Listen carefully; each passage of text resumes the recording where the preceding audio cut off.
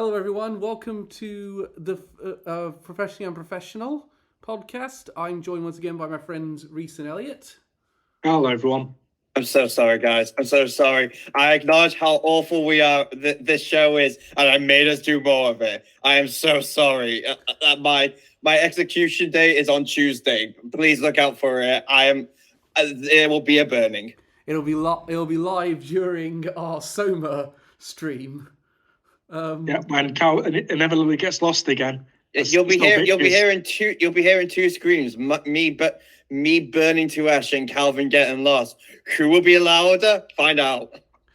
So here's the thing. We decided to do more regular podcasts this one. So we're going to talk about games that we've been playing and sort of news items that have come up around the time we're recording. So after I've been pestering for probably over a year on doing it more often.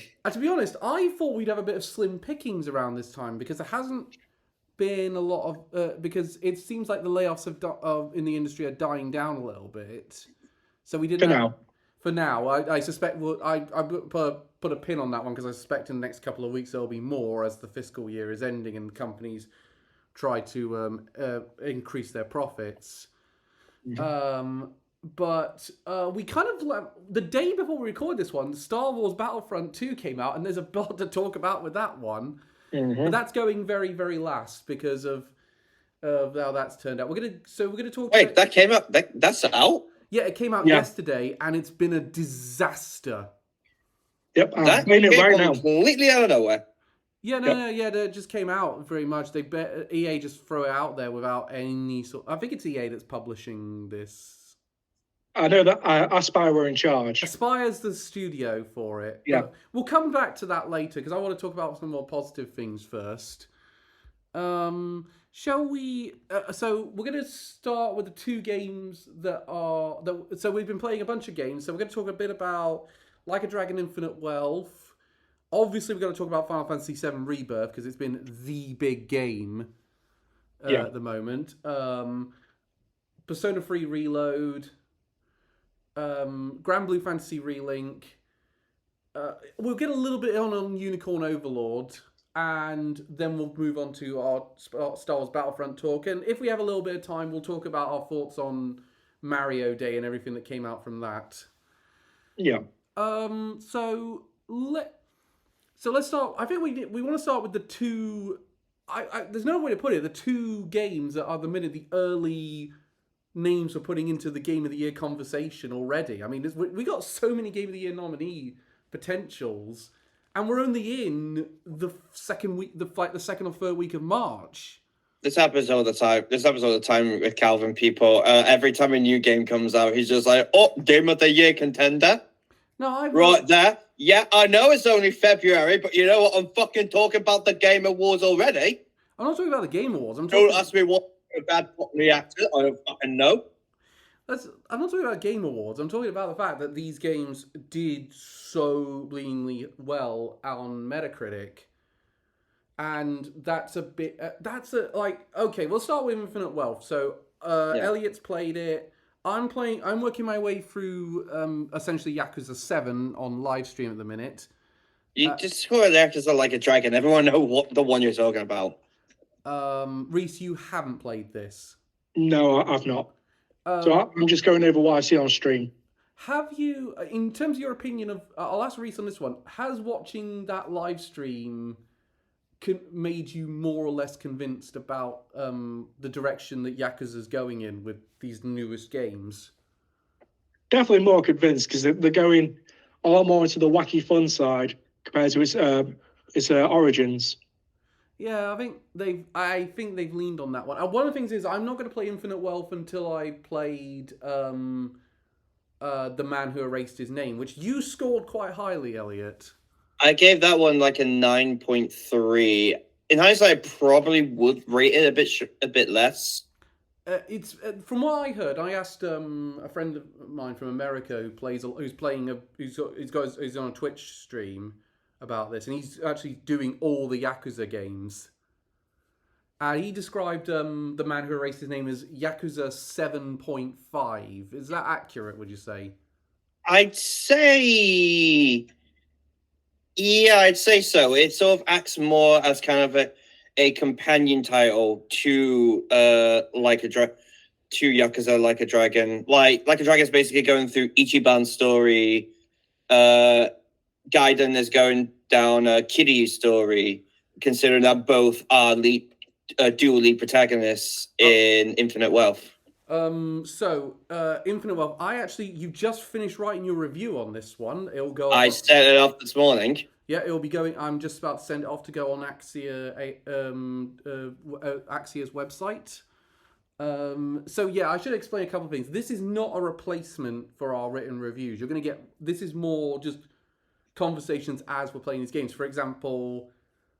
And also, there'll be no. That's the way I can describe it. The written reviews are more informed opinions. This is basically just more of a casual discussion about them. That's a good way of putting it. And I'd also like to add to the list no spoilers. And we're going to try and avoid spoilers as much as possible when we do these conversations. Especially considering that Infinite Wealth has only been out for like a month. Well, a month and a half now. Yeah, a month. Oh, yeah, got it. It came out on January the 27th. So, obviously... 26th, I think, actually. Yeah, you're right. It came out a day before Tekken 7. Yeah. Which was okay, actually. So, Elliot, your thoughts on Infinite Wealth? Now you've finished it. This is my new favorite Yakuza game. Your new favorite? It is amazing. I love it. So, without going into spoilers, why is this better than Like a Dragon, which I have been enjoying up till the stupid side quest? So, Like a Dragon's gameplay is already very good in my opinion, but there's definite room for improvement. Like, as an example, something I found kind of weird is that the combat relied a lot on enemy positioning. Like, there are certain attacks that were better when enemies were clustered together or not. But you weren't like able to move at all or like adjust your position to make the attacks better. This game lets you do that. Oh, now that is whale improvement because I've you can now move your characters not just like to get an advantage on enemy positioning. You can like go right up to an enemy. If you like attack an enemy while right next to them, you get a bonus to damage. You can knock an enemy into other enemies. You can knock them into your allies, and they'll do a follow-up attack. It does just that small change has like really improved the gameplay. Do they have the friendly fire thing though? The friendly fire. Yeah. I didn't encounter that. I have not seen like allies attack each other or anything like that. No, obviously I've not finished Like a Dragon, so I don't know what happens at the ending of that one. Yeah, the best way to describe it, you are, I think, one chapter away from reaching the ending of Gaiden. Right. Okay. What is in your opinion? So, in your opinion, how do you think the story stacks up from the last one? Well, first of all, it definitely leans more into the goofiness. Right. That's good. Like the best, like Ichiban in Like a Dragon, I see more as an oblivious goofball. In this one, he's a full-on fucking idiot. So I think that just as an example, this isn't spoilers, by the way. In Like a Dragon, he gives Psycho the name Sachan, and that's the only person who he gives a nickname to. In this one, he gives every new teammate nicknames. Like, for no reason. Just like, oh, that's just a thing he does. I was like, he only did that with Psycho. What the hell? Okay, what about the Hawaiian setting this time? Because we did Yokohama in the last game for the most part. I believe we're about to go to Osaka in the next It's game. Actually split quite even between Ichinjo and Honolulu. Like, you're not exclusively in Hawaii. You're sort of going between the two. Between chapters. Okay, so how big is Honolulu as a map size? Because it's quite a big city in real life. It's probably it's either the same size or a little bit bigger than Ichinjo is, but it feels a lot bigger because there's a lot more space. Like, there's not as many alleyways, for example. It's like has a lot more roads. There's like a lot more bigger areas. There's a full-on indoor mall. So, like, it has a lot of American staples in that sense. Before we go to the big thing I really want to know about, What's the quality of the mini games like this time? There are way more. There are a lot more mini games, and they are very unique to this game. Like, I don't know if you've heard about this. There is a full-on Pokemon clone in this. I've heard something about a Pokemon Like, clone in it. you know the Sujimon in Like a Dragon? Yeah. You can now catch them and battle with them against other Sujimon trainers. And there's a full-on league. There's literally an Elite Four in this one. Why is this not on Game Pass? Oh, this should be on Game Pass. Like, I'm not kidding. This could easily be its own game. So, On top of that, there are like a bunch of other sort of clones that are reminiscent. Like I mentioned previously, there's an Animal Crossing one. There's one based around Crazy Taxi. There's one that I call like a Pokemon Snap clone. why did they not just do Crazy Taxi though? Because it is crazy. Because it's made by Sega, and Sega owns Crazy Taxi. I don't know. Just like there is so much side content Speaking of in this game. Like the developers said it would take you like over 100 hours to experience everything. I believe them. That's so much. which is interesting because in terms of Final Fantasy VII Rebirth, which we'll get onto in a minute, that for the platinum you're looking at 150 to 200 hours. Mm-hmm. With this one, I think you're looking a little. I'm guessing, is that with multiple playthroughs? That one. Two playthroughs. Yeah, okay. Okay. Which means I will never get the platinum trophy for Final Fantasy VII Rebirth because as much as I like it, I'm not about to do that.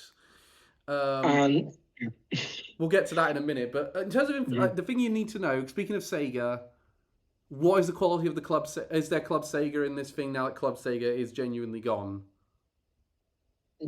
Club Sega is gone in this, but they do have Gigo arcades, which do have some Sega games. Okay, what are the quality of the Sega games they put in there? Because it's a bit varied in. I didn't have a go with them. The one I remember they do have was Virtua Fighter 3. Oh, that's interesting. That one doesn't get re-released a lot. Each game I think just has different Sega games. Because it was when you did like a Dragon Guide. That one had like Sonic the Fighters. Sonic the Fighters in Like a Dragon Guide, and there's a bunch of them where I'm like, this is an opportunity for Sega to really lean into their history, and they kind of play it safe a little bit. I mean, these are just meant to be like sort of side games. Like they're not going to be ones that are going to take hours and hours to beat. These are literally just meant to be quick, plug in and play sort of. Yeah, and let's face it, there's a lot of ways to play classic Sega games. It's not as if. Yeah. But one I found it, but what I would really like them to do in a future one, because I'd love to see how they figure out how to make this, is I think it's like called Super Sega Sonic or something like that. It was one that they introduced Mighty the Armadillo and Ray the Flying Fox in, and the arcade cabinet had a spin ball to sort of. Oh yeah, I remember that. That might be kind of tough. But I'm thinking, I've got if you got the for example you can make it exclusive to the PlayStation version, for example, because if you got the touchpad on the 6-axis controller, not the DualSense controller, that's gonna get a lot of heat though, because even if it's just a mini game exclusive to PlayStation, like a lot of people are not going to be happy with that, and especially considering that. Xbox is really trying to bring a Sega audience to their brand right now. So, I think that would be quite difficult to do. But I'd love to see them do it. Just if they announced that in one of their... I would say, okay, I'm going to buy this Yakuza game no matter what. How have you managed this? Yeah. So, I mean, I really, really want to play Infinite Wealth. Do you think Infinite Wealth, one, how well do you think it's going to sell? And two, what do you think the conversation's going to be like months or years down the line? Are we going to say this is the big point where Yakuza finally caught on with the public? It's tough to say. Like, because with sales, like I learned recently, Yakuza is still kind of a niche series. It's getting more wide appeal, more and more attention, but compared to like other Sega games, it's still pretty niche in a sense. And also when talking about it later down the line, that again, that's going to be kind of tough. I do definitely think it's going to be considered by many as the best of the turn-based lot, but compared to the beat 'em ups, it's going to be kind of tough because a lot of people still say Yakuza 0 is the best one in those terms. I've heard so many people say Yakuza 0 is the best one. I am with them with that. Yakuza 0 is amazing. Here's one other thing about the sales factor. Do you think it was a mistake not putting this on Game Pass? I don't know. That's kind of just my gist of it. I don't know. I personally think it might have been, because I'm wondering how many people that got... Because Like a Dragon is still on Game Pass now, along with most of the Yakuza collection. I'm not sure how many people that tried those games out are going to want to put down the cash to buy a digital or physical copy of Infinite Wealth. Like, I'm gonna buy Infinite Wealth when I sort of get timed for it. Probably in the summer, judging by the fact that it looks like my schedule's really not going to be that big in the summertime. I mean, my schedule's not that big for the rest of the year, really. At this point, up until June, I have like one game a month. Yeah, that's it. I'm kind of glad we got to that stage because we get aside from April, I have Stellar Blade and Sandland. Then, so I think one other thing I'd like to mention, as I mentioned before, this is like the first game that Kiryu, it has been in like a turn-based combat system, and I was wondering how they would get him to work. Turns out they would make him play completely different to any other character. I think that's smart. The styles from the previous games are back, but like they really change up how they change up how he plays. Like Brawler, for example, that's just like his Brawler style basically attacks like any other character. His Rush style increases the amount of space he can move, and you can attack twice with that one, so it does a lot less damage. Yeah, it's just really good. Do you think? Okay, is Like a Dragon Infinite Wealth though really work? Do you think you need to play the last two games that came out to really enjoy this? Absolutely, you really do. Right. Okay. At the very least, you have to play Yakuza like a Dragon, because that takes place like a good 3 years after that game takes place, and a lot of the story sort of relies on what happened in the previous game. Oh, and one last question before we move on to something else. Do you get any save benefits from? Do you get any benefits from having save data from previous games on? Like Persona, you sometimes would get save data benefits, or Final Fantasy VII Rebirth gives you benefits if you have remake save data on your... Yeah, no, you don't. Right, so I could... Not from what I noticed, at least. So I could swap to the Xbox now, and I wouldn't be impugned in any way with... Yeah. Okay, so... I mean, normally with those benefits, there would just be, like, extra costumes and stuff. But that being said, I'm dead excited to give it a go. I'm looking forward to having it come out. So I think we need to move on to, and of course, 91 on Metacritic. Everyone must have been, I think you guys were both really shocked. I was shocked by it, to be honest. I'm shocked it wasn't higher.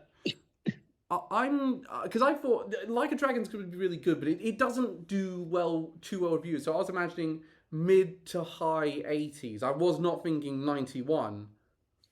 Yeah, it's very much a niche title. Well, again, a lot of people with the original Like a Dragon did say that the combat was good, but it did get kind of monotonous and tiring after a while. Meanwhile, Like a Dragon, Infinite Wealth improved it all across the board, if you ask me. I'm dead excited to have a go of it. And judging from what we're seeing at the minute, its sales are doing incredibly well, particularly in Japan. It's selling like hotcakes. Yeah. So next thing we want to talk about is obviously the other big Metacritic score, the only other 90+ score. Did Tekken 7 get into the 90+? on I Metacritic? think it is. And it's a Tekken 8. Tekken 8, sorry. Yeah, did Tekken 8 make 90 plus on Metacritic? It's straight through on a 90. Oh, right. So the only other of the free 90 plus scorers on Metacritic now. So Final Fantasy VII Rebirth. I played it and I'm at the end of chapter 9. Reese, you finished it last night. Yep. Elliot, you haven't It's started. the time for the I haven't release of sold Star it. Wars. Yeah. And you haven't, but you have played a bit of Final Fantasy VII Remake. I have beaten 7 Remake. I want to play through Yuffie's story before I get to Rebirth. From what I'm at the minute, Yuffie's story doesn't really feel like it mattered that much in terms of what happens. Maybe Reese has gotten further and it does matter, but I just want to play it. I just want to play Yuffie's bit. No, after finishing the game, it doesn't really matter all that much. It's just a bonus thing for Remake. I will say though, Yuffie's gameplay improved significantly from Intergrade into Rebirth. Yeah, she's actually fun to use now. Yeah, I will say I've picked up all the characters. Obviously, Reese has played as all the characters. I play as all the characters, but Vincent and Sid. Mm-hmm. You have to get quite a while in before you meet Matthew Mercer's character. Oh, boo! But then again, that was how. Hey, my emo boy, goddammit. But then again, that was how long it took you to get him in the original 7. So, not Yeah, too surprising. and he was also optional in the original, so you weren't guaranteed to have him. I thought in the original you could get him kind of early on. Like after, I know you have to leave Midgard, but I thought you were able to get him like not long after going to the Overworld. No, it's always present behind. I might be thinking of Yuffie. Yeah, Yuffie's early on because she's a random encounter in those forest tiles. Yeah, she's not optional this time. You have to have her in the party. Thank God. Sorry, all you Yuffie haters. Or review. We know you exist. There's also they've done a decent job playing off the end of remake, I'd say. Yeah. Now that being said, Rebirth is the standard I'm holding every other big game to this year because it's incredible. Yeah. The only thing I'm not completely sold on is the mini games. I'm sold on that completely. There's one mini game I don't like. Does the snowboard minigame come back? No. Oh, thank God. That's in the next game. Oh, God. No, but they... Fingers crossed it's not dog shit. But some of the mini games are great. I like the pirate shooting mini game. Yeah. I like the Chocobo... You would, wouldn't you? Yeah, Chocobo Racing's great. Yeah, but it's also extremely easy Chocobo Racing in this game. Yeah, I will admit it is really easy. I love the new card game they've got, Queen's Blood. Yes, that's pretty much like the brand new mini game to this entry. Is it related? Is it at all like the one you got in Final Fantasy IX? No, it makes sense. No. Okay. Yeah, it's extremely unique, but it's also really fun. It's basically it's playing like power levels, but it's also you're trying to dominate the board at the same time. Yeah. Power level. Oh, so it's Dragon Ball Z. Yeah. I think the soundtrack is fantastic in the game. Yeah. Like particularly stuff like the updated Gold Saucer theme. Gold Saucer itself has seen such a massive upgrade. Yeah, the Gold Saucer is one of the best things about the game. The space shooting mini game's great. Yeah. I didn't like the sort of Rock'em Sock'em game. That one took a while to get the hang of. Yeah, but it's also extremely easy to exploit. Do you want to know how? No, because I've already passed all of it and I don't want to do it again. Well, you'll be doing it again later for more side quests. God damn it! And there's a trophy attached. I remember the Rock'em Sock'em thing being kind of a slog in the original game. It's even more of one. And do you remember the... Has it been improved from that one at least? Yes. Yeah. Okay.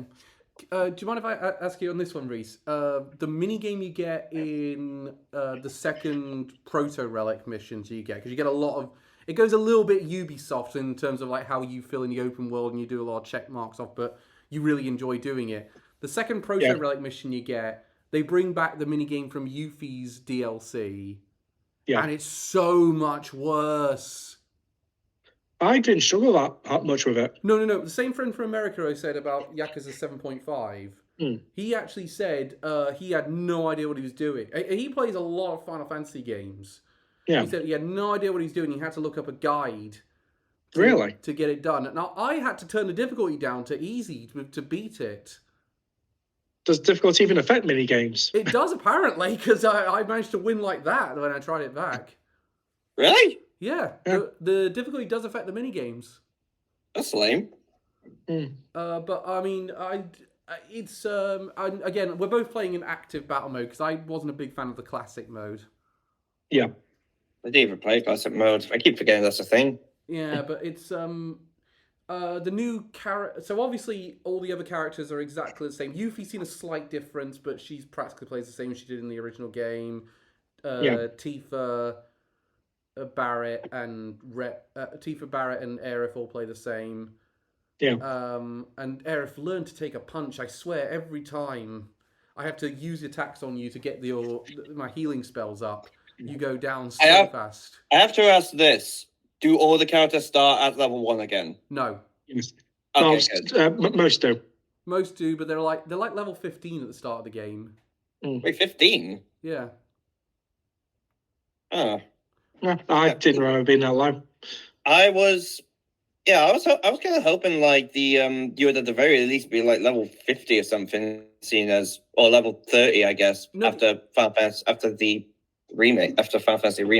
I think it's like 20 something maybe, because they weren't that high when you start. Because there's a trophy for getting max level 70 in this game, but I finished the story mode at level 50, and I did everything. Yeah, no, I've done virtually everything so far. I assume I'm about to meet Sid because I'm at the end of chapter 9. They're telling me to go to an airfield. So so I haven't played as him and I haven't played as Vincent. I'd say out of all the new characters, the one I enjoy playing as the most, even though he's a right ball ache to get the hang of, is Kate Sith. That's interesting because I did not like him at all. I keep forgetting Kate Sith is a thing. And they gave him a Scottish accent again. Yeah. But and the actor from really leans into it later in the game. Yeah, he gets more dialogue. Yeah, it's once you get the hang of summoning the big Moogle robot and then using his abilities like the roll of the dice, like the roll of the dice move can really change the tide of some battles. Like you could get a massive heal that helps you at just the right time. You could stagger an enemy and target their weaknesses at just the right time. Which is funny because I just find him way too slow to use. So I just use my main damage dealers and breeze through combat. The voice actor who did that line though, the meow meow meow meow meow meow meow meow. Yeah. He must have had the time of his life in that recording booth doing that. Either that or he's just going, oh god, this is so childish. I'm not a fucking VTuber. I went to theatre school for this. I'm a Shakespearean trained, damn it. There's they bring back one of the things they actually bring back from Final Fantasy IX is weapon abilities tied to weapons. Like I know that was in remake as well, but it's got a greater focus here. Way bigger of a focus, yeah, and especially since you don't get weapons as often in this one. I think if I remember correctly, in remake, each weapon had their own ability, but once you like maxed them out or like mastered them, you were just able to use them with like any other weapon. Yeah, they carry that over to this one. Yeah. Which is because I just got the crystal sword from Ifus Cloud, which is so far the best weapon I've given him, and that's where you get the first sort of 2-bar move that you can use with him, which I always spammed in the end game. It's so useful. Yeah, no, it's like a one-hit KO on any basic enemy. And the weird thing is though for me is they got rid. I mentioned this earlier when we had a conversation with. They've gotten rid of the skill tree with the weapons. Yeah. Which I mean, unpopular opinion. I'm not a fan of skill trees, so I actually was quite glad they did that. And I liked how they did it in in remake because it was a lot more customizable. I'm not really a fan where it's literally just one long line going down. Yeah, well, this one, it's a case of they give you like all these different. As you level up the weapons, they get different upgrades that they get added to it, and you can pick and choose which one you want. And characters themselves now have bigger skill trees. So now you get a skill tree for the characters character. themselves, and I think it's actually worse. It's Well, I didn't mind it as much because it's free to respec at any time. yeah, but you can't. Wait, you can respec it. Yes, it literally says with a button prompt, reallocate skill points. Yeah, but I don't understand why you do that though, because it would essentially mean because they barely give you SP a lot of the time. It's they basically done what they did with hard mode in remake, which is that you only get SP from those books that you can. In this case, you buy from the Moogle shops. Which 2 points: one, that minigame gets a little bit annoying after a while, and two, the Moogle design is not as bad as everyone on Twitter is making it out to be. Calm down. They do still look pretty Eldritch Horror though. Yeah, apparently I've heard some people say it's the teeth they don't like. Oh god, yep. Moogle should not have teeth. But they also look more like mutated koalas now. But they look like that in remake. No one really complained about it there. But I think it's a little bit... also, you do get some of the summons back when you start the game. You get Ifrit, Shiva, and Chocobo and Moogle. And just get extra summons for carrying save data over. Yeah, you get Ramu and Leviathan. If you carry save. I like the way they handle the summons this time as well. That you battle them in the Chadley's Combat simulator again. But this time you can actually make them weaker for the fight by finding their relics in the overworld, which was necessary given the one you get at Chapter 9. Like, that thing was impossible until I fully weakened it. I'm a Souls player. I'm likely not even going to try collecting them. I'm just going to go into the boss fights. You will never win. It is impossible to beat these things unless you're horribly over-leveled. I will do it. Yeah, I will find a way. If you go to their shrines to weaken them, it also upgrades them as summons when you summon them later. So it's important to know. You get more. I like to know this is also coming from the same person who said Malaria wasn't possible without summons. I beat her eventually. With summons. No, I said would beat it without players. I didn't say without summons. Well, I also it counts as a solo win. Just because I brought the Mimic tier in does not mean it doesn't count. Again, I found her easier without the summons. Speaking of, actually, there's a thing. I think the boss fights are actually really good in this one as well. I think the boss fights are actually pretty cool, all things considered. Yeah, they're a lot more dynamic. The only one I've issue with is the final boss turns into a puzzle that it doesn't explain to you. Oh, crap. Thanks for the warning. Yeah. Just one quick question, because this is a real pet peeve of mine with Final Fantasy Remake. Do the enemies attack your allies as well, or do they just go after you again? No, they really just go after you most of the time. Oh, fuck off. They do attack your allies on occasion, but it's not very often. No, because that was like a real ball ache when I was playing Rebirth. Sorry, not Rebirth, Remake. And I was having to fight those 3 sword guys at the very end. And all 3 of them were going after me. That was so annoying. Yeah, no, I've had that issue a lot where I've been like trying to attack with Aerith so that I can speed up her getting her healing ability. So I have a cure spell because I sort of turned her into my main healer. So I sort of had her as a cure spell ready to go, and then everyone goes in for her. It's like, oh great, so that cure spell I'm saving for everyone else I now have to use on her because you've gone for her immediately. I have managed to make it work by giving Barrett the provoke materia so that he becomes like a tank. Yeah, both him and Red 13 are the best tanks in the game. Yeah, I do like the synergy abilities that you get this time, which does invite you to do all those different combinations. Yeah, and it also, when doing it with Clouds, it affects certain side quests. If you synergy with other party members, as it increases your relationship with them. That explains why Tifa and Aerith... There's a bond meter in this one? Yeah, they had a bond meter this time. Okay, now that's 2. Now that's, I guess, technically 3 games that have sort of a social link thing. we're gonna up it to another one because there's another one that I'm talking about later that also has a social link thing. Star Wars Battlefront. So we talk about. Wait, do you mean I can finally romance Darth Maul? Woo! It was unavoidable. It was his destiny. So that being said, I mean, I haven't started writing my Rebirth review because I do want to finish it. I haven't played as Sid and Vincent yet. How do you think they play? Because in terms of like, were you using them at all? Well, I'll let you on a secret. You can't play as them. What? You can't. Nope, they stand around in the background of cutscenes and don't do anything in the party. So we got to wait for the next game to play as them.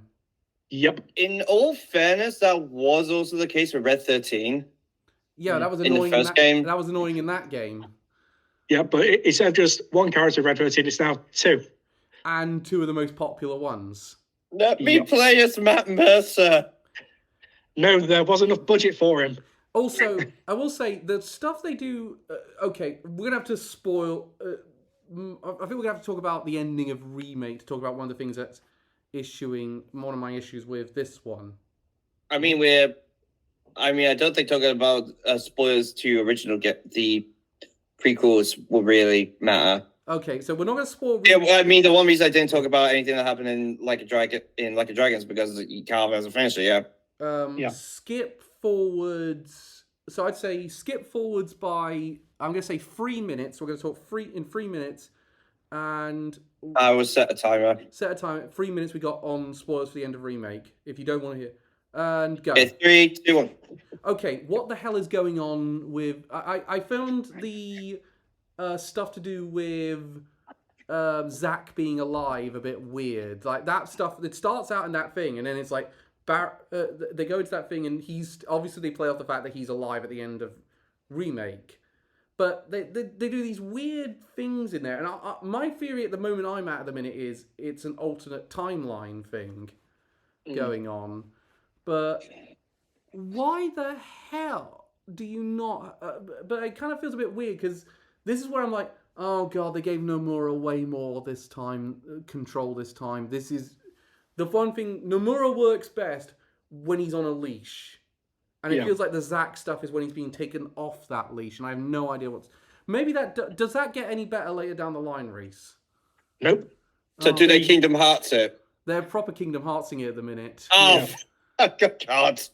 Yeah, if I can't explain the massive plot reveal, but it's so generic. Every film in Hollywood is currently doing it. All right, I think I know what you're about. No. Yeah. But, so without saying it, that's what's happening. So in terms of like, because the one of the things that really excited me about the end of Remake was the fact everything could be the same or nothing could be the same this time. And I'm wondering, considering how much content Rebirth is giving, it's doing most of Disc 2, pretty much. How much content is there? Are they going to have to make this significant? Because if I remember, Disc 1 ended up with Aerith's death. Yeah. So it's like 2 discs in 7. So we're up to pretty much we're getting up to the end of Disc 1 with this one. I'm kind of wondering what are they going to do? I'm wondering. Do I stop the timer, by the way? Yeah. Check. What are we going to do? Do we think it was 2 minutes 2 seconds? Do we think talk about spoilers? Yeah. Do we think Part 3? What do we? Well, so Part 3. Apparently, they've started work on Part 3. Yeah. How much? This is part of the reason why I keep joking that there's gonna be 3 remake trilogies. Each one's just on a separate disc. Do we think? Here's a question. So this is gonna be Final Fantasy Remake Disc 1, the trilogy. Do we think? How much content? Is there enough content for Part 3, or are we gonna have to really pad this shit out? Well, they already pad out this game currently with all the optional stuff in the original game is now mandatory. Yeah, they definitely feels like they've really. That's a lot of these games. They really like saying, "Can we take this small bit and really extend it out?" Mm-hmm. Which obviously, there's some good points to that, but there's also some points where I'm like, no, I'm not feeling it. Yeah. But I would say though, all things considered, I'm really fucking addicted to this game, and I really like it. Yeah, the combat is a lot deeper, and it does incentivize switching up your party. Because as I was saying before with the skill trees, why should reallocate them, the skill points? Later in the game, it does force you to change up your party a lot. Right, I see. So, So you won't always have the same team members. it's why That's understandable. I feel like that Yeah. a lot of RPGs should play like that. and some You can't just get by with just the same few characters. and some of the party missions, some of the main story missions force you to use a certain makeup of the party.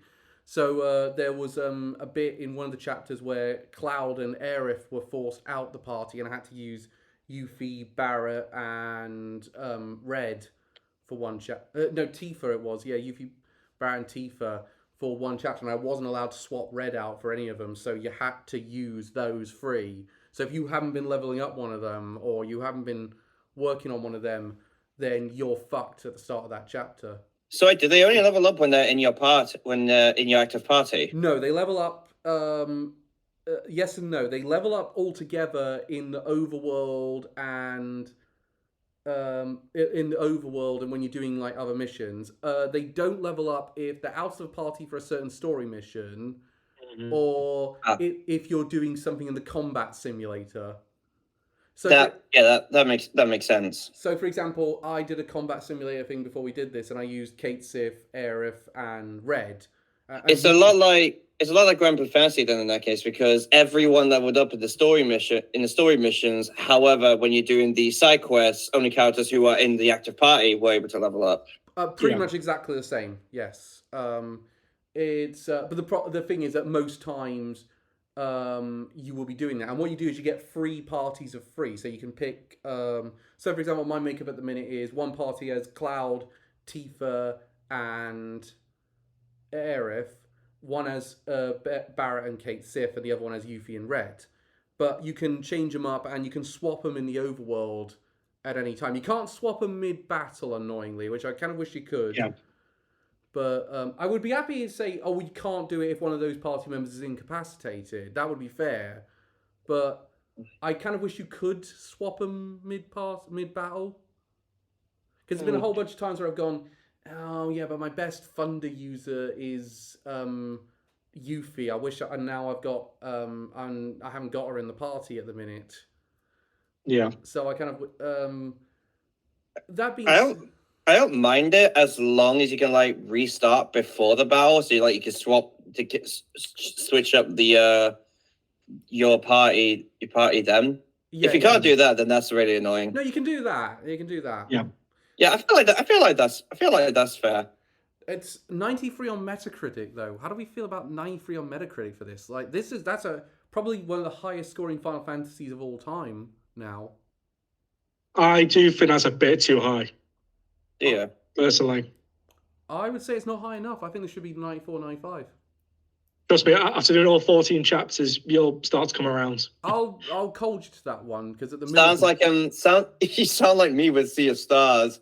Like I was saying, oh no, this is an amazing game. This is one of my favorite games. I'm just like, mate, it's gonna go fucking downhill. Actually, Sea of Stars has an update coming out soon where they're going to add couch co-op to it. I do not care. No, neither do I. It's like that was not something wrong with that game. I'm sorry. How do you do couch co-op for a turn-based RPG? You're just taking away gameplay. Yeah, So- you hand the control to the person sitting next to you. It's like, well, no, because what it does is everyone has a controller, and then because the timing mechanic with some of these bounce back mechanics, like between party members, everyone would have to have their controller for that. But anyway, In that case, they're doing Mario Kart Double Dash in that case. how do you One person doing the attacks, the other doing the timing. How do we think 7 Rebirth compares to the recent Final Fantasy release of 16, which is probably getting a PC version soon? There's more content in Rebirth, but I think I do prefer 16 a bit better. I'd say I prefer Rebirth, and because there's more content in Rebirth, and the combat is way better in Rebirth. The whole time I was playing it, I was thinking, I am so glad that it's the combats like this because I much prefer this battle system to 16's battle system. Yeah. I think looking back at both games, I compare this to Remake. Both games are equal in a lot of sense. Seven has better combat, but I found the combat a bit more frustrating in that game. And I just found that 16 was a lot more epic in its fights. Like there weren't as many fights in 7 Remake that made me go, holy shit, as 16 did. Trust me though, Rebirth is going to challenge that. Yeah. Should we? But also just for that, the thing with Rebirth as well, in comparison, there's a lot more extra padding in every location compared to 16. Whereas 16 felt a lot more streamlined and focused.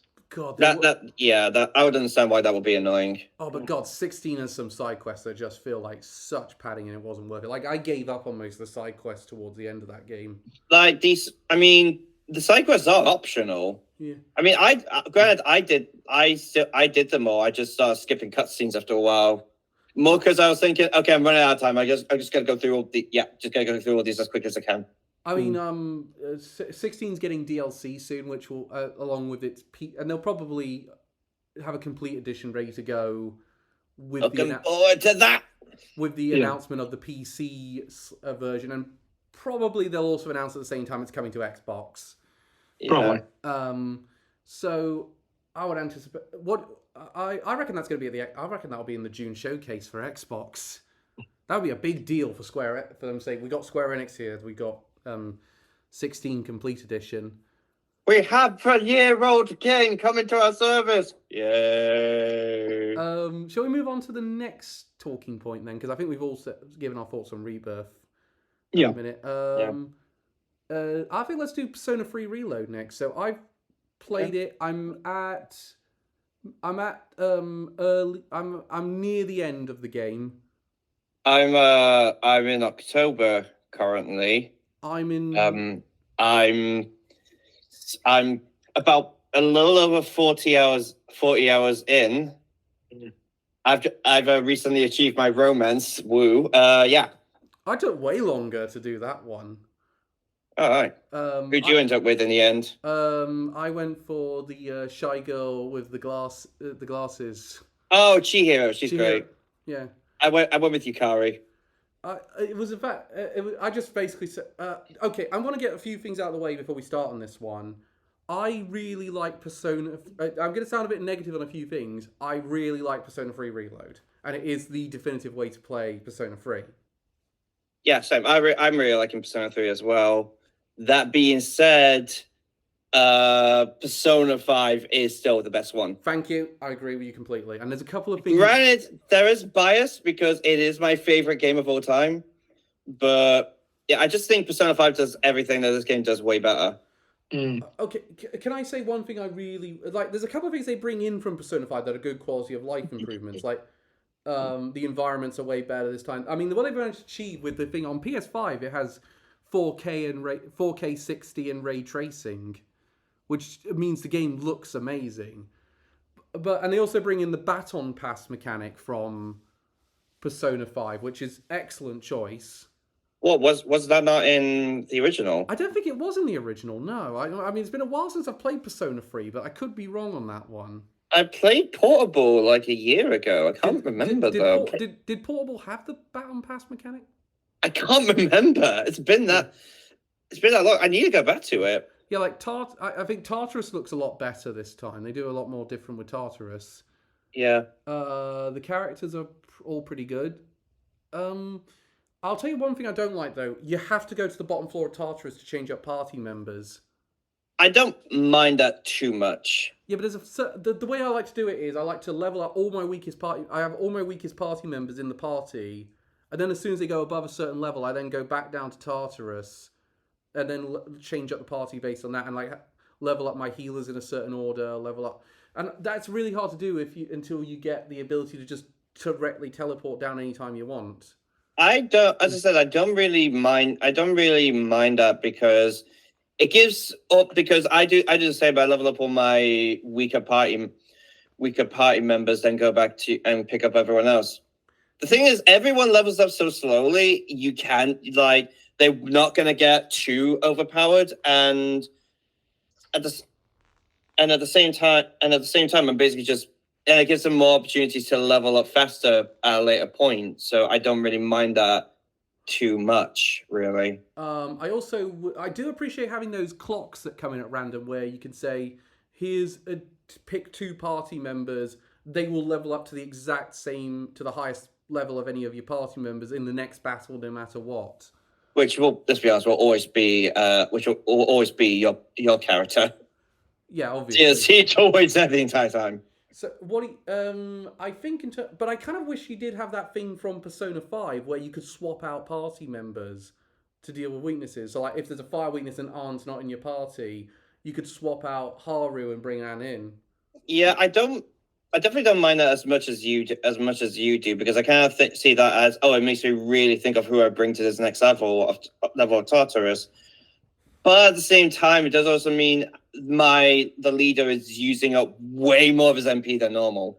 Yeah, exactly, and you waste. And also in Persona 5, you could swap out party members in mid battle, but you could only do that with if you did Hifumi's Covenant. And even then, you had to max it out to do it on any player's turn. Yeah, but again, at least the option was there. There's no option for that in this one.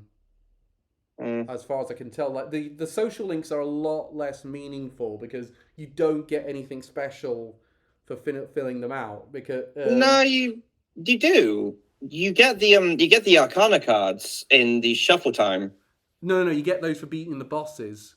You don't get those for. No, those are from the social link. No, they're not. Because there was a bunch of them I got before I ever maxed out the social links.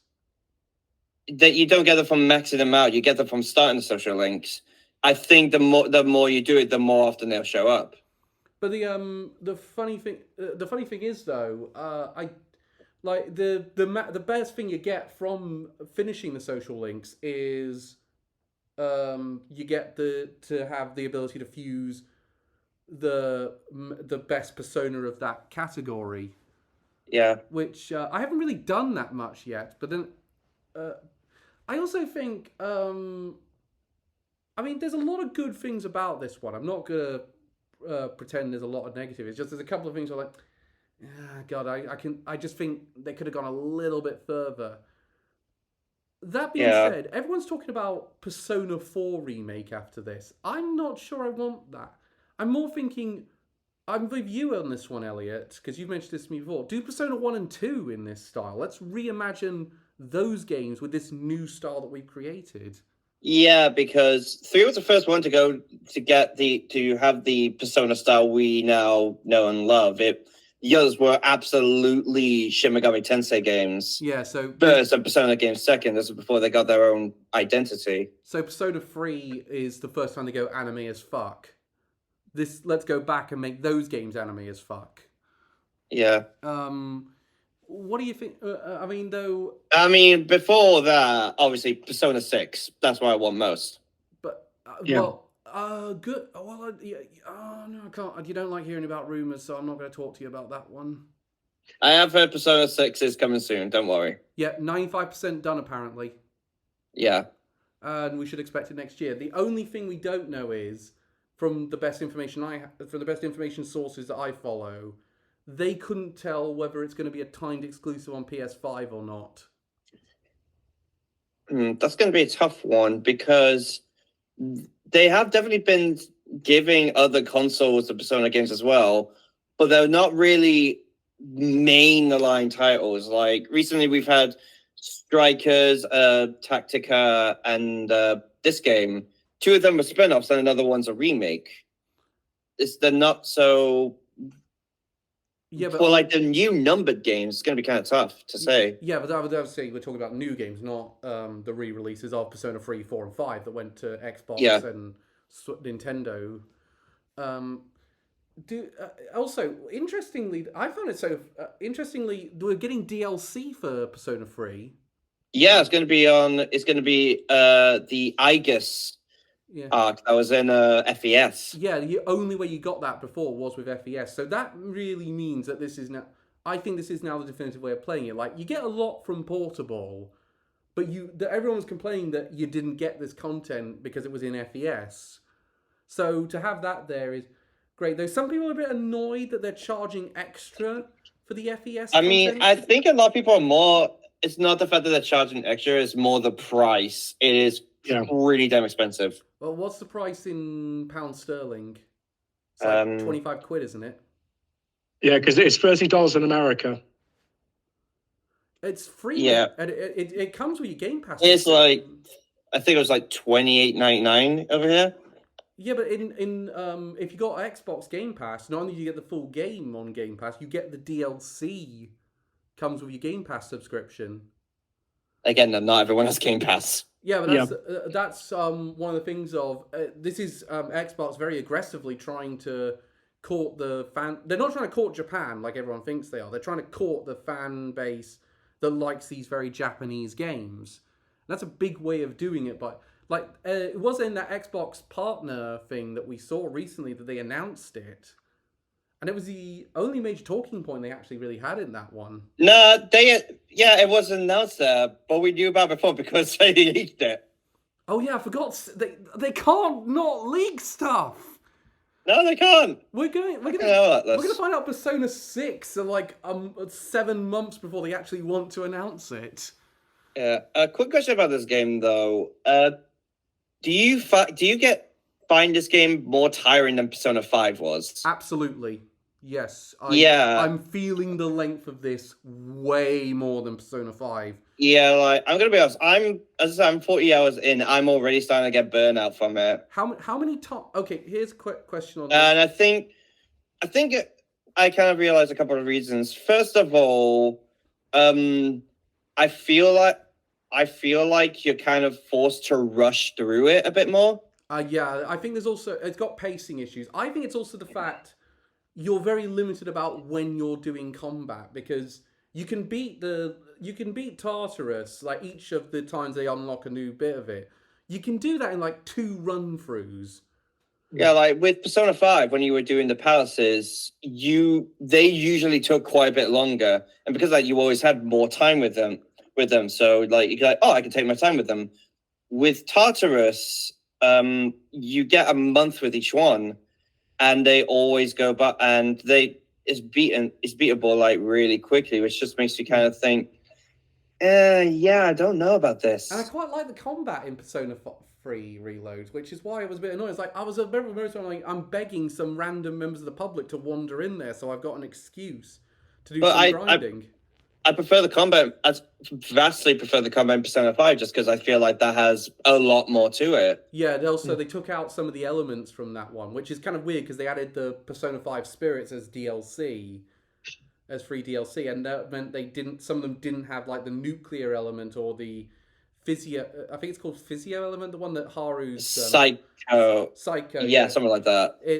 That element's not in Persona 3, so they had to work that one around for Milady. And did you actually use the Persona 5 DLC character? I didn't even know they had DLC. No, you typed in a code and you got Persona 5. So like you could have all the main characters' personas. I don't think I typed in the code. It actually came in quite handy early on because I realized I didn't have much. It was going to take me a while before I got any of the dark magic. So I just went into the summons and got Arsene to give it, which is, by the way, is weird hearing the words someone call for Arsene not in Joker's voice. But it's also interesting, you know, the science teacher who gives you the special medicines. Think so? He's briefly in it. He's got the glass. He looks like Shao Tucker from Fullmetal Alchemist.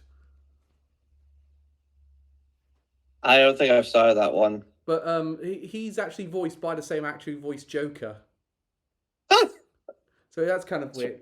But incidentally, the best part of this game is Koromaru. Oh, obviously. You have a fucking dog in your party. How can you not love that? To such an extent, I have not gone to Tartarus on some evenings because he wants to go for a walk. Of course. I think we need to, but so we're all agreed it's very good. Probably the best way to play Persona 3, but there's some issues with it that they could have fixed. Yeah, I will also preface this by saying I'm a little bit tempted to drop this one, mostly because, as I said, I'm getting a bit burnout on it, and Rise of the Ronin is coming out next week, and I don't know how much time that's going to take up, and I don't really want to spend an insane amount of time on Persona 3 as well, so... Let me know ahead of time on that one if that's going to happen, because so I can start typing up my review, because start writing up your review anyway. I'm in mid-January, so I'm almost done with it.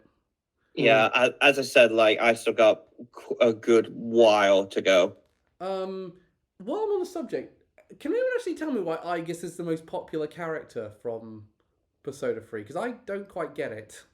Because she's a waifu robot. Oh yeah. People just like her, I guess. People just like her, I guess. She's endearing. In all fairness, I guess episode Aegis just explain a lot more of that. But that's the thing. That's coming in September. Am I still? My question is why. No, the thing. My question is why people not like Yukari. What? People don't like Yukari? Apparently. What's wrong with Yukari? She's a bit of a bitch, I guess. Oh, that is such bullshit. Moving. I mean, she is. But moving swiftly on. Let's do the last one that Reese hasn't played. Let's do the last one that you and I have played, but Reese hasn't. Okay, the last one, probably one of the last ones. Oh wait, you have a Unicorn Overlord. Never mind. Yeah, but that's going to be very brief because I've only... Yeah, I was going to say the last one. None of us. That's not being complained about. Granblue Fantasy Relink. Yep. Better game than I was expecting. Yeah. Holy shit! It was great. Just for the record, we've both beaten the campaign. Me and Reese hasn't played it, but me and Elliot have both beaten the campaign.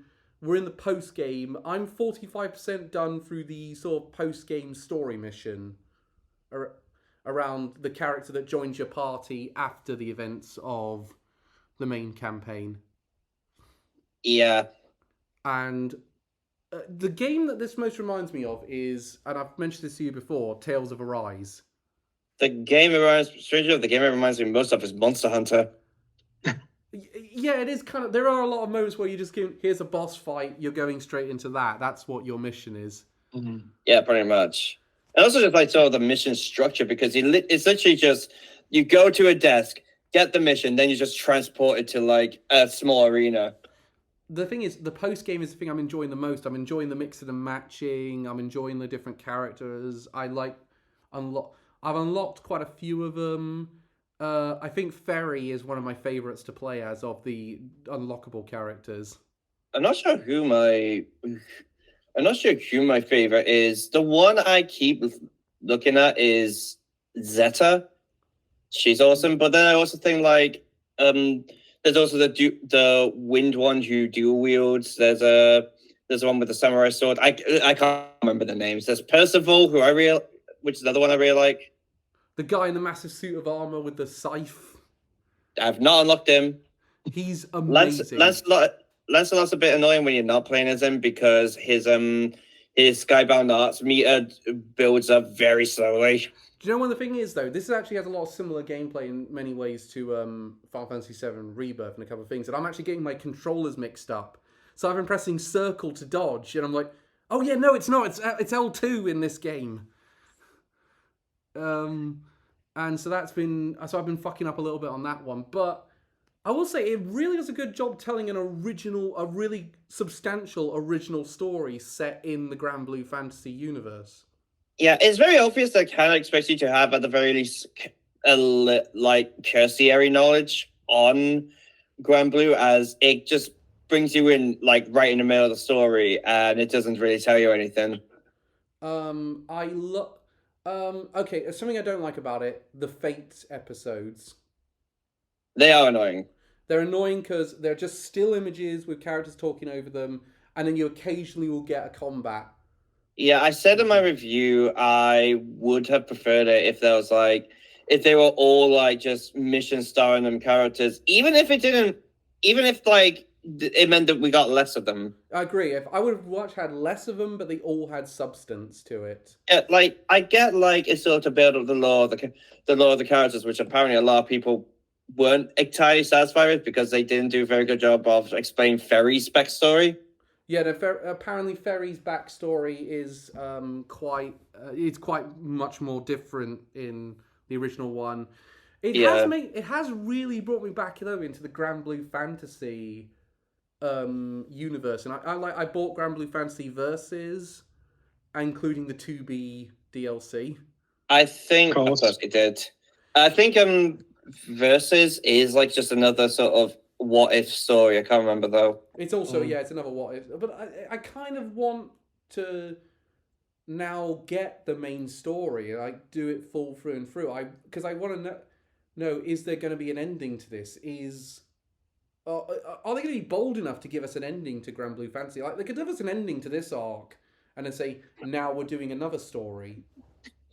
I'm not entirely sure if they do, because I did sort of have a look on the wiki. Most of the story stuff has been like events stuff. So I'm not sure if we have gone to the point where they've arrived at Estalucio or not yet.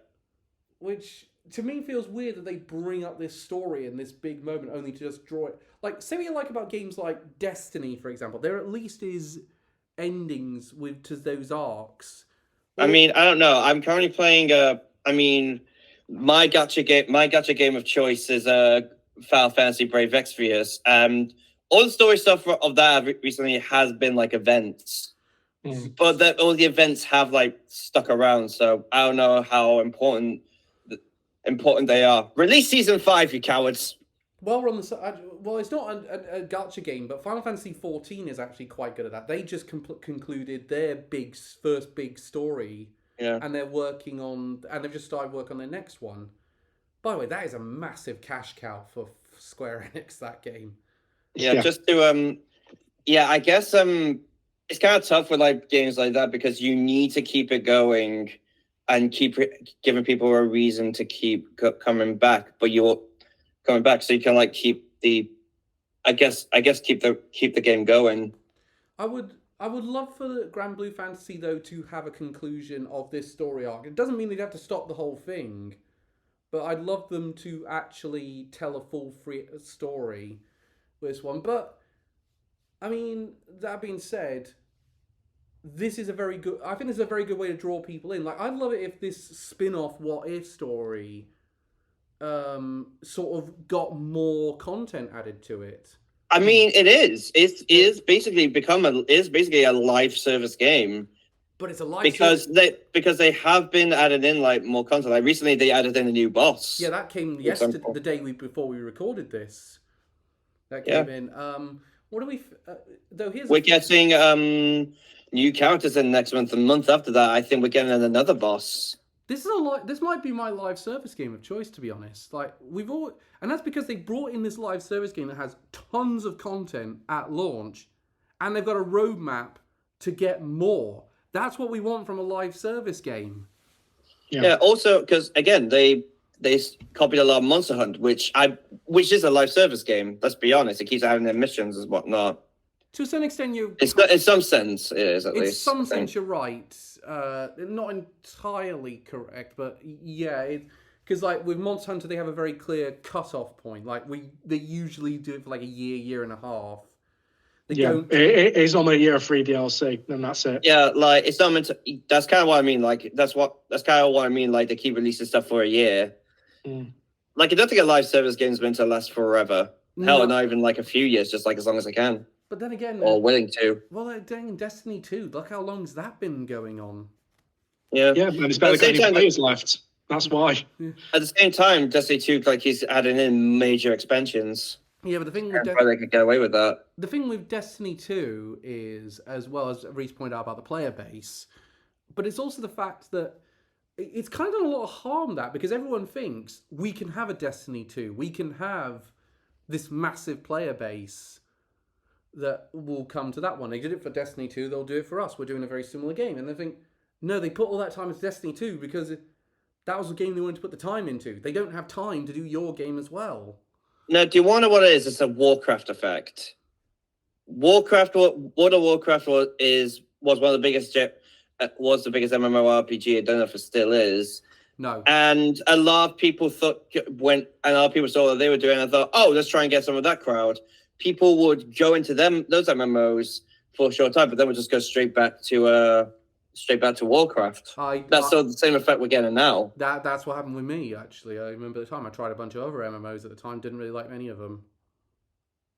I think it's a very good. I think the action combat is great. I like the skill tree's not terrible for once. I like how it really incentivizes teamwork with you and your allies. Like the more you work as a team, the better off you'll be. Like the Skybound Arts, for example, you can't just shoot one off instantly. You kind of have to wait till everyone's Skybound Arts meters at a point where they can all do it, and at which pace afterwards they'll get a super really powerful attack that will hit the enemy. After doing all that, I also like some of the stuff in the skill tree is tied to the weapons, so you do have a reason to buy and craft all the weapons. Yeah. I can think of a couple of things I don't like about it. I don't like the fact that the gold medallions are tied to online multiplayer. So, and you might need some of those to get the things to unlock other crew members. So I do believe you can't unlock every character if you don't have an internet connection. I haven't played enough to really tell, but I have a feeling like the more missions you get, the more crewmate cards you'll be able to gather up. But I know, even in a single player. I don't like. Other than that, I also find. Do you know what thing I find weird? They give you that town hub. They give you Folka, the first little town, when you start, and then they give you the big city. Yeah, then they give you Seed Hollow. And that's it. And I'm like, well, why do we bother transferring between the two of them? Because I thought, okay, well, this is a second place, and we're going to get a third one and maybe a fourth one after that. I was like, no, we just get the two. I think, well, what's the point? Why don't you just have one? It's story. It's because of the story, I think.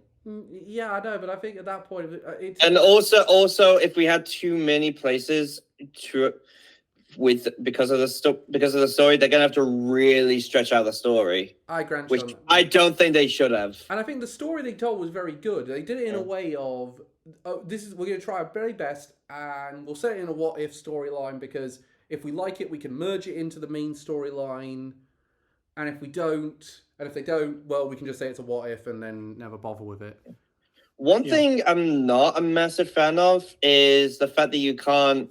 I'm not saying swap members out of your party. I mean swap the character you're currently playing to a different character in your active party. Right. So yeah, you for example, if I'm fighting an enemy that spends a lot of time in the air, and I was playing, let's say, Gran, I would really like to swap to Rackham for a bit, and to shoot them in the air, but I can't do that. So instead, I'm having to stand on the ground and just try and jump to whack them. Yeah, that's an issue, and there's I think that was more made for the co-op multiplayer. I do get that, but I mean, at the very least in story modes, I would have liked that. I hate doing co-op multiplayer because everyone's way better than me at the game. Honestly, I think that's the case with the CPUs. The CPUs make me feel incompetent at times. Oh yeah, no, there was a couple of times. There's a couple. Holy shit, the CPUs in this game are fucking good. Yeah, the CPUs are actually good. What? Wow, Final Fantasy, step your game up. Granblue's got you beat. I have to say, Reese, annoyingly, I have to agree with that one. Granblue does have better partner AI than Final Fantasy VII Rebirth does. Because in Rebirth they are just thick as pig shit. Yeah. Do you want to know something I actually learned while doing research for my review? This game was announced in 2016. Yeah, it's taken a while to come out. Because and apparently Platinum Games was originally a part of it, but they dropped out. So it's not. Yeah, so it's developed for a while. Well, it's not a detriment to the game because it's come out quite well as is. Yeah, it's come out it's really, really damn good. I'm hoping we get more. This basically becomes a new online this keeps getting updates for like ages and ages. I would definitely. I'm definitely going to look forward to it. Can I briefly talk about Unicorn Overlord before we move to Star Wars? Okay. This might be something we come back to next month, but because I'm not that long into it. I'm like on chapter 2, really. And even then, I've done like 25 hours. Really? Yeah. Yeah. Jesus. Yeah, this is this game might be a bit too long then. And in the grand scheme of things. I want to stress, I'm doing a lot of side content. They do give, because like they give you, for example, the social links in this game, similar to like Persona and Fire Emblem. And rather like Fire Emblem, it's often you're more maxed it out when there are other party members, or you have them have meals with each other.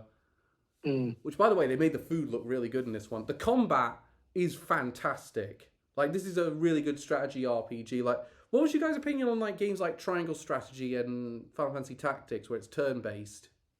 Well, they were good. Never played Final Fantasy Tactics. Enjoy the combat in Triangle Strategy. Well, Still hate the name, though. This one is actually real time.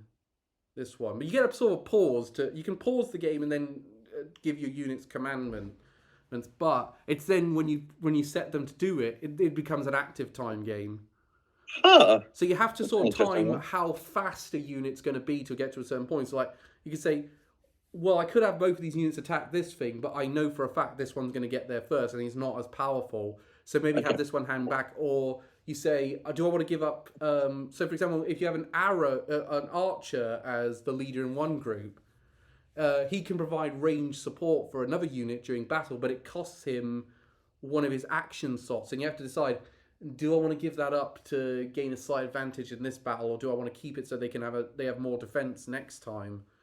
Right. Important question: do unicorns show up at all, and does Einzun Go show up at all? I can guarantee the second one doesn't show up, but unicorns I can't deny nor confirm, because there is a lot of talk about unicorns at the point I'm at in the story. Okay. So, I was about to say, why the fuck is it called Unicorn Overlord then? I think it's to do with the unicorn being the symbol of the dethroned royal family that's at the start of this game.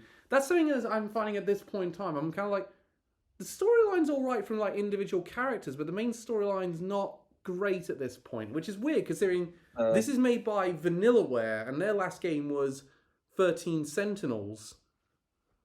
And that storyline is fantastic.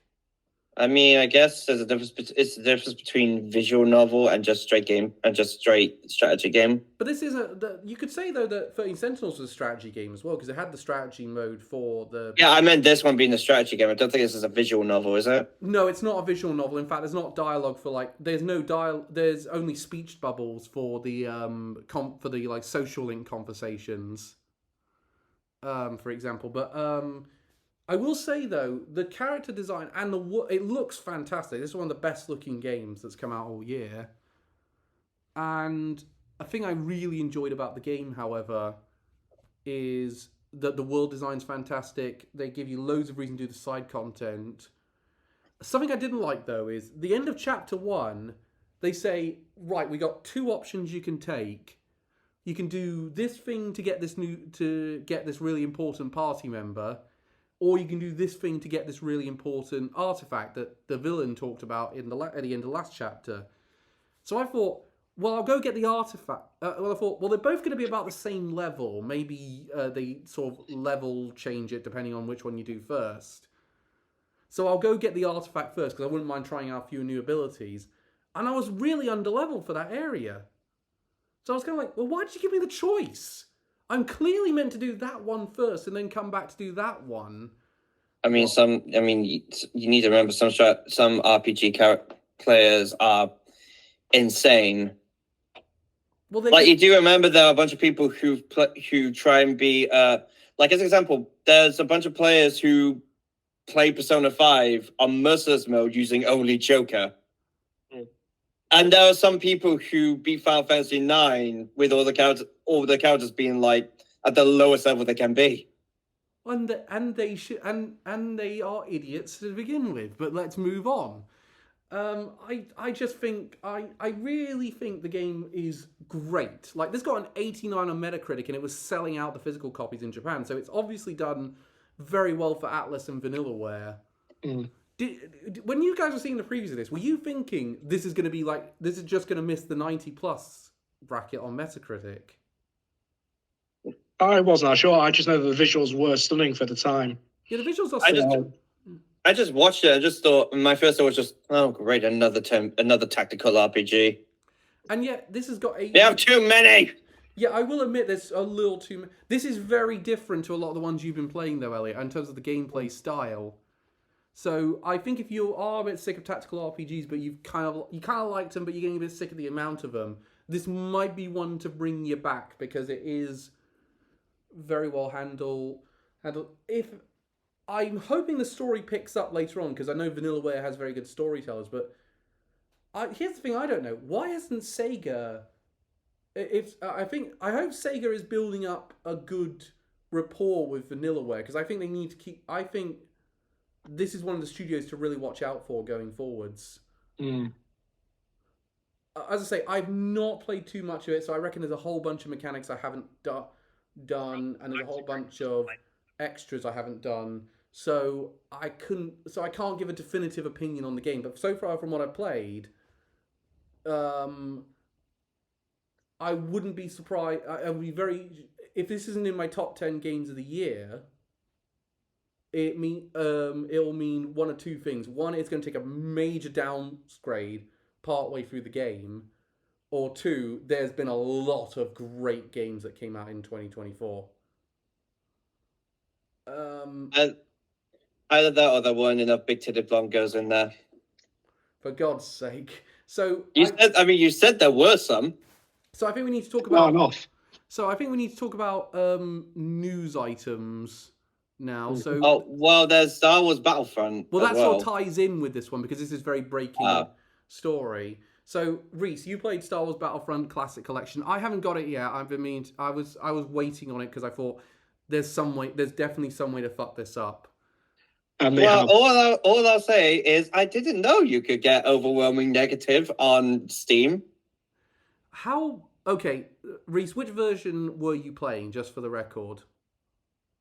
The Classic Collection bundles both of them, both games. Yeah, no, what I mean is which... No, PS5. Oh, you're playing the PS... So you're playing the PS5 version. God help you if you get the Switch version then. It was developed, by the way, it was developed and published by Aspyr. Developed and published by Aspyr, okay.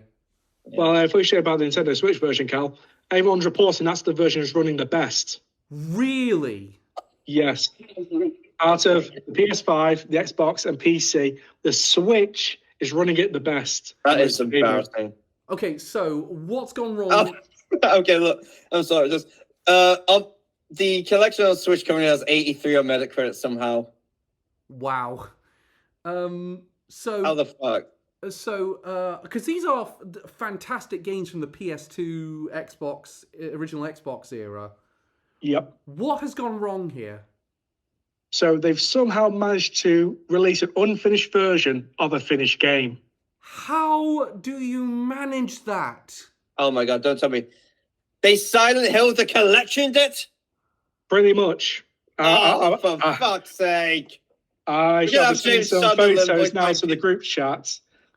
This is what the UI looks like. Check your phones.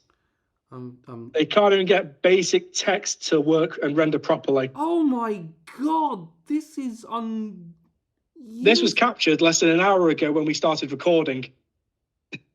This is unusable.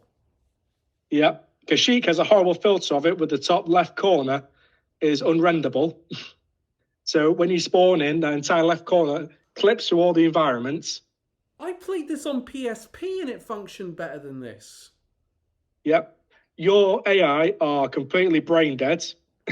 And the enemy AI has perfect accuracy across the map. So I was going to say, is this just a thing about it's bad with online multiplayer, or is this bad in single player as well? This is bad single player.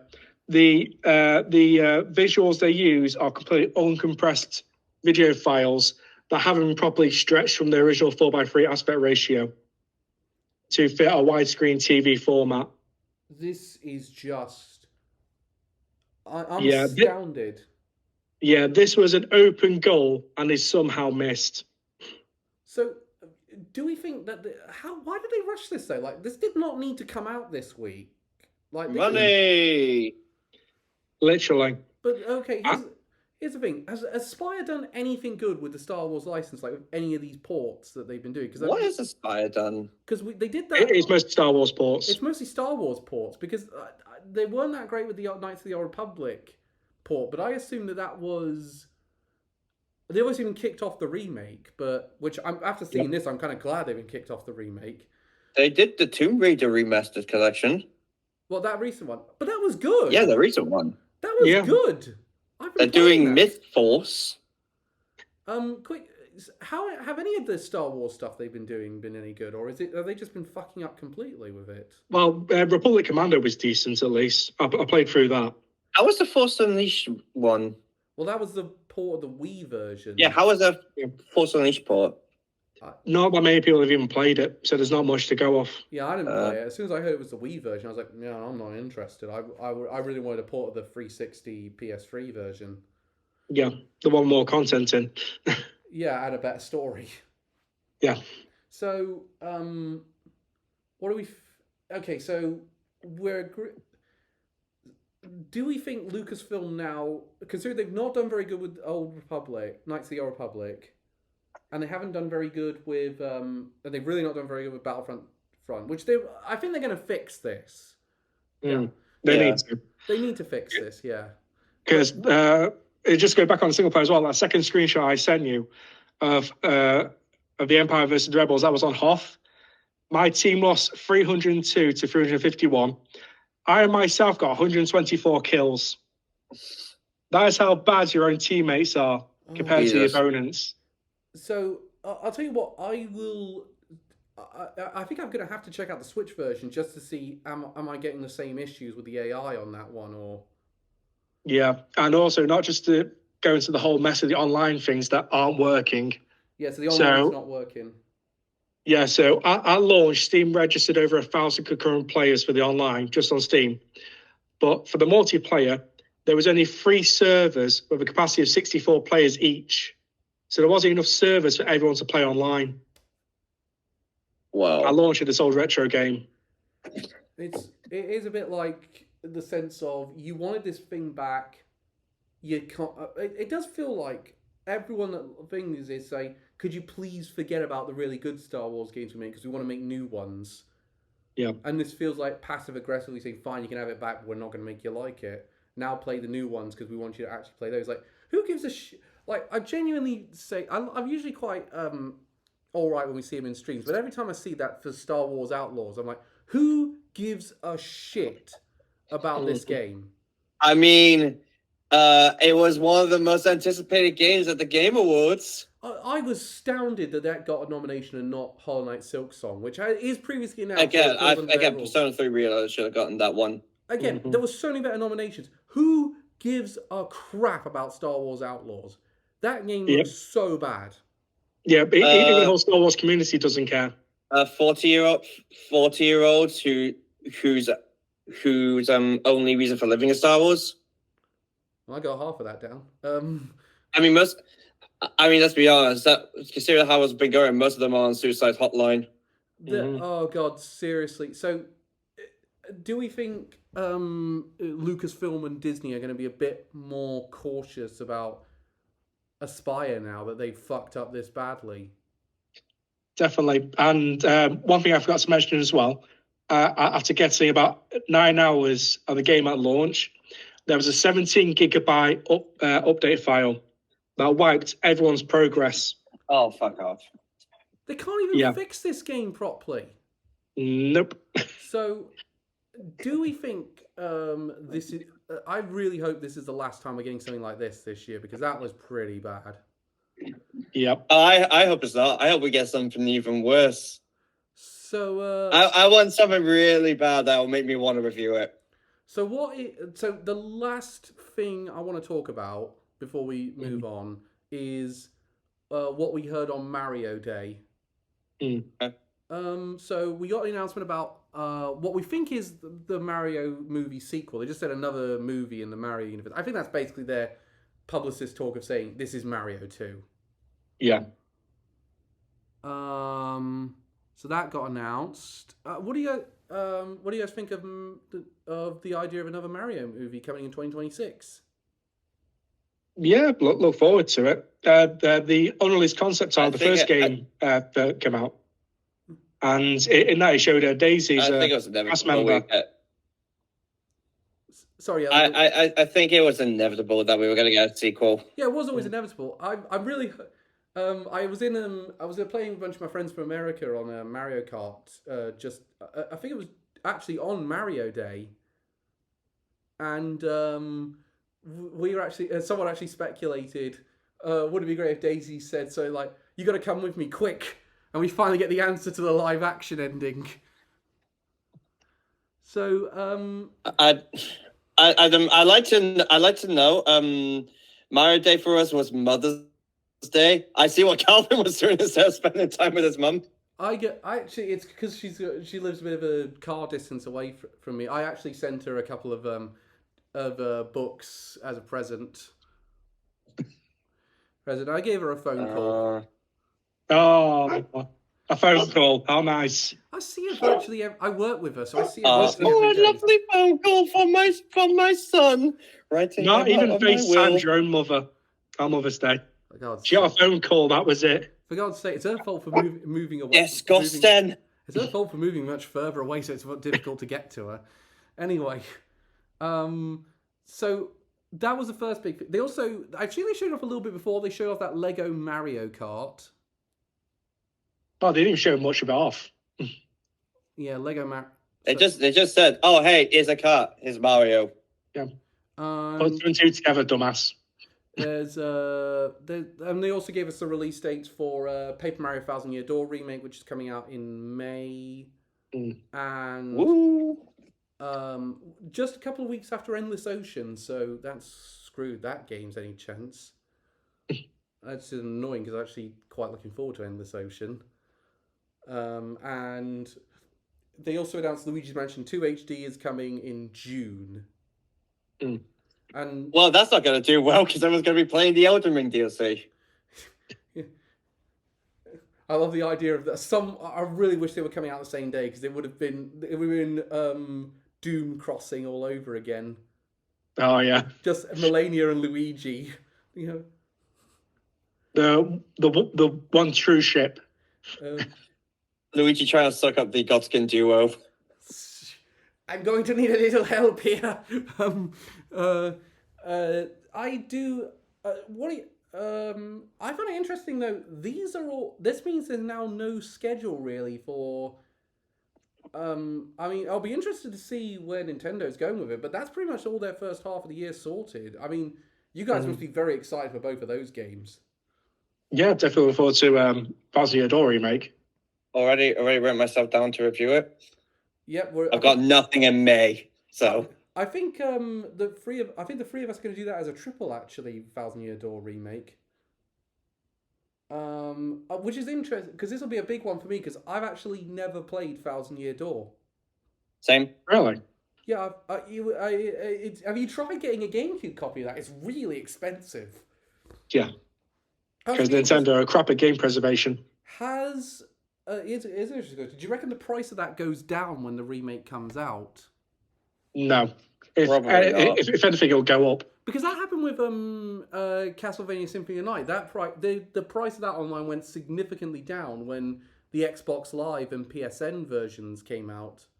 I still don't see it going down at all.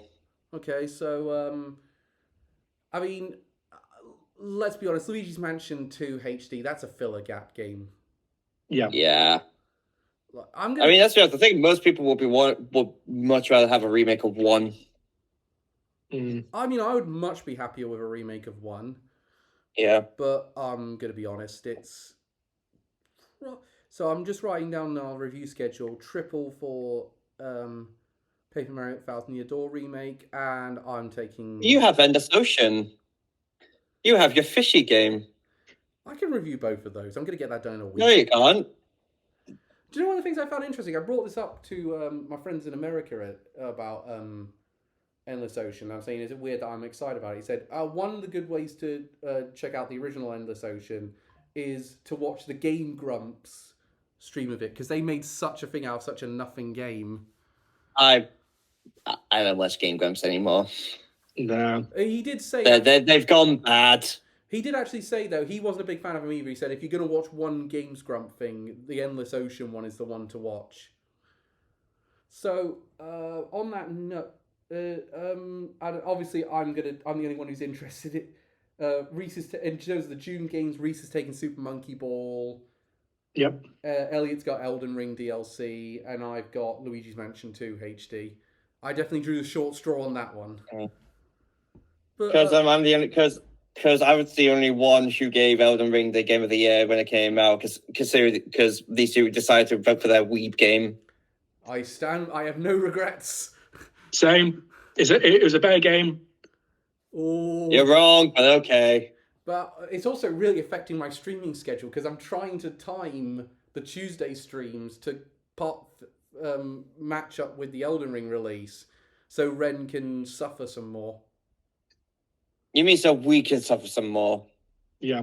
Same difference. In any case, a quick question, Elliot? Are you bringing back the facts for the Elden Ring streams? Very likely. Prepare for very very long factoids, ladies and gentlemen. Ladies and gentlemen, prepare for me to spout some knowledge to you that you didn't ask for. AKA, I'm going to become Calvin. Please do it, which is probably going to happen a lot, considering that Ren dies a lot at Elden Ring. Yep. No, he won't. Reese will be there to help him. Bubble Man is back! Hell yeah. Yeah, the best elemental hero.